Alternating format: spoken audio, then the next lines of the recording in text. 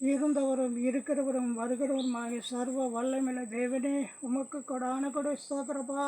இந்த அதிகாலை ஜெப வேலையை நீர் ஆசீர்வாதத்துக்கு வருகிற தயவுக்காய் உமக்கு நன்றி செலுத்துகிறேன் தகப்பனே. இதை பார்க்கிற கேட்கிற ஒவ்வொரு குடும்பங்களையும் ஆசீர்வாதத்தினால நிரப்பி ஆசீர்வதிப்பேன் என்ற வேத வசனத்தின்படி ஒவ்வொரு குடும்பங்களையும் ஆசீர்வாதமாக நடத்தி வருகிற தயவுக்காய் உமக்கு நன்றி செலுத்துகிறேன் தகப்பனே. இந்த வேலையிலும் அப்பா, வேதத்திலிருந்து ஒரு வசனத்தை வாசித்து தியானம் செய்ய இந்த வேலையிலே நாங்கள் காத்திருக்கிறோம் சுவாமி. கர்த்தாவே, பரத்திலிருந்து மன்னாவை எங்களுக்கு அனுப்பும்படியாய் உம்மிடத்தில் கெஞ்சுகிறேன் தகப்பனே. துதிகிற மகிமை எல்லாம் உமக்கே செலுத்துகிறேன். கலாத்திய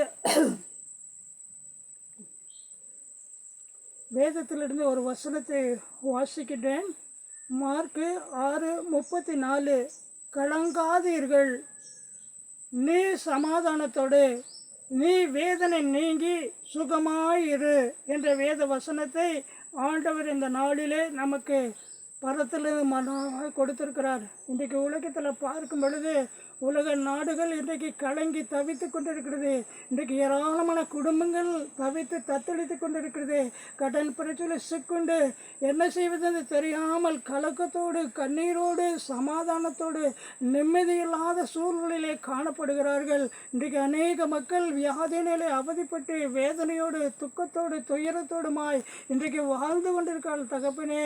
இதற்கு எல்லாம் காரணம் கர்த்தாவே, ஜெப குறைவுதான் ஆண்டவரே. கர்த்தாவே, அதிகாலையில் என்னை தேடுகிறவன் என்னை கண்டடைகிறான் என்ற வேத வசனத்தின்படி அதிகாலையில் எழுந்து ஒவ்வொரு குடும்பத்திலும் தேவனே ஜெபத்துவம் எரிய வேண்டுமா மடத்தில் ஆசீர்வதி சுவாமி. கர்த்தாவே, ஜெபமில்லாத குடும்பம் அப்பா இந்த உலகத்தில் கலக்கத்தோடு தான் இருக்க முடியும். சமாதானம் இல்லாமல் தான் வாழ முடியும். சந்தோஷமாய் வாழவே முடியாது. இன்றைக்கு சரீரத்தில் பலவிதமான வியாதியின் மத்தியில் சிக்குண்டு கர்த்தாவே, நெருப்பிலிட்ட புழுவை போல உலகத்தில் ஏராளமான மக்கள் துடிதுடித்து கொண்டிருக்காள் தகப்பனே. அந்த மக்களுக்கெல்லாம் தேவனே பரத்திலிருந்து உடைய வார்த்தைகளை அனுப்பி மக்களுக்கு ஆறுதலை கொடுக்க வேண்டுமாய் கெஞ்சுகிறப்பா. நீ சர்வ வல்லமையுள்ள தேவன் ஆண்டவர, சகலத்தைய சிருஷ்டித்த தேவன் ஆண்டவர. எப்படிப்பட்ட கொடிய வியாதியாக இருந்தாலும், எப்படிப்பட்ட கலங்கமாக இருந்தாலும் ஆண்டவர, உம்மை நம்புகிற பிள்ளைகளை நீர் ஒருபோதும் கைவிடுவதில்லை ஆண்டவர. அதற்காக உமக்கு ஸ்தோத்திர சாமி, உமக்கு ஸ்தோத்திர தகப்பனே. கலங்காதே கலங்காதே, கர்த்தர் உன்னை கைவிட மாட்டார். கலங்காதே கலங்காதே, கர்த்தர் உன்னை கைவிட மாட்டார். காலமெல்லாம் உடன் இருந்து கரம் பிடித்து நடத்தி செல்வார். காலமெல்லாம் உடன் இருந்து கரம் பிடித்து நடத்தி செல்வார். கண்ணீரோடு வாடேவா, நீ கண்ணீரோடு வாடேவா.